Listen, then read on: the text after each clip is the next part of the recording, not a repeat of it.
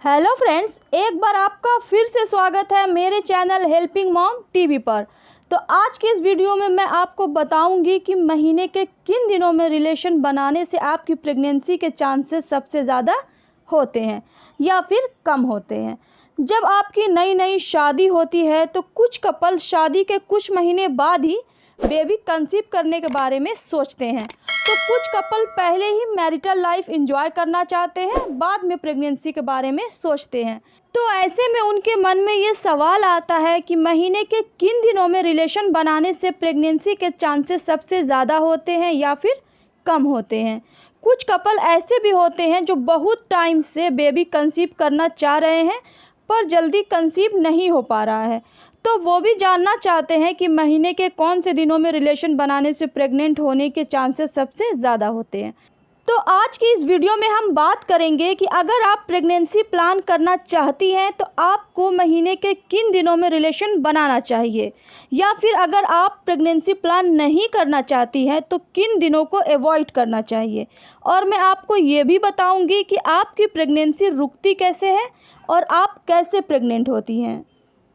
तो वीडियो शुरू करने से पहले आपसे एक छोटी सी रिक्वेस्ट है फ्रेंड कि अगर आपने अब तक मेरे चैनल को सब्सक्राइब नहीं किया है तो ज़रूर से सब्सक्राइब कर दें, और वीडियो अच्छा लगे तो वीडियो को लाइक भी कर दें। तो चलिए फिर वीडियो स्टार्ट करते हैं।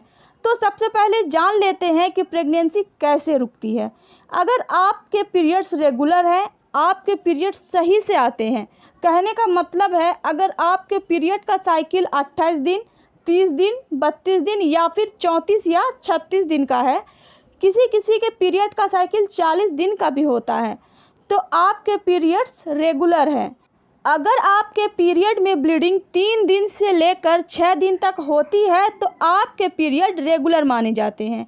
ऐसे में आपका एक ओव्यूलेशन पीरियड होता है।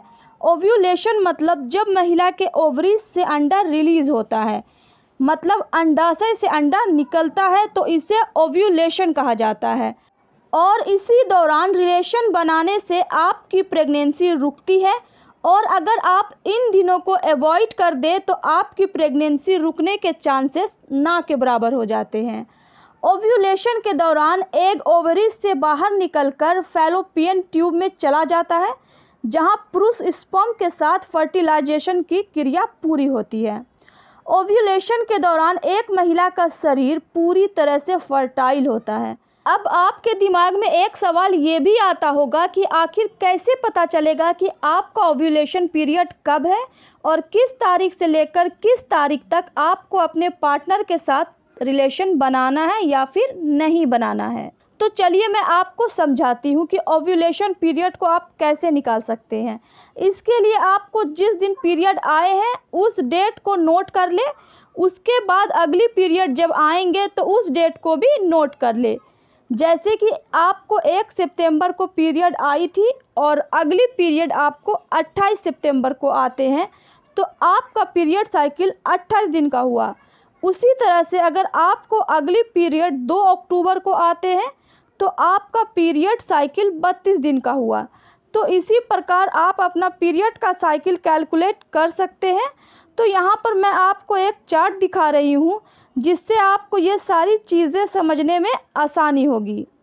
तो यहाँ पर मैंने ABCD 4 लड़कियों के नाम रखे हैं और सबकी पीरियड के डेट 1 सितंबर है, और A का पीरियड साइकिल 28 दिन का है और B का 30 दिन का, उसी तरह से C का 32 दिन का और D का 34 दिन का है।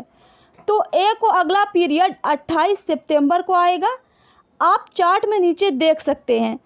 तो 28 सितंबर से 14 दिन पहले आना है, तो 14 दिन पहले आता है 14 सितंबर।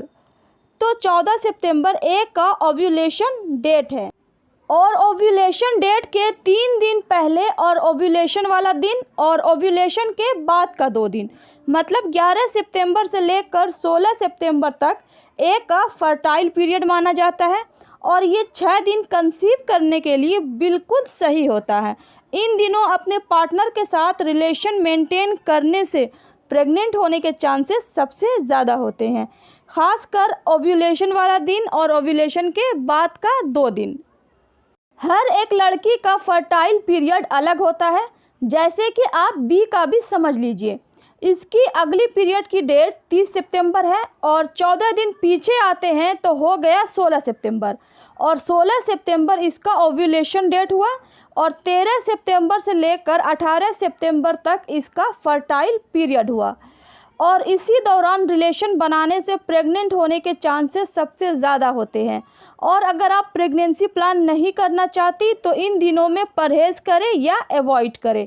तो बाकी का सी और डी भी आप चार्ट देखकर समझ लीजिए। तो इस तरह से फ्रेंड आप अपनी ओव्यूलेशन की डेट और फर्टाइल डेज निकाल सकती हैं। अगर आपके पीरियड फिक्स रहेंगे तभी ये कैलकुलेशन सही होगा। और जब किसी किसी का मासिक चक्र 7 दिन से आगे पीछे हो जाता है तो उन लोगों में ये फर्टाइल डेज निकालना थोड़ा मुश्किल हो जाता है। आई होप फ्रेंड आपको आज की वीडियो पसंद आई होगी, तो वीडियो को ज़रूर से लाइक कर दें और साथ ही साथ चैनल को भी सब्सक्राइब कर दें।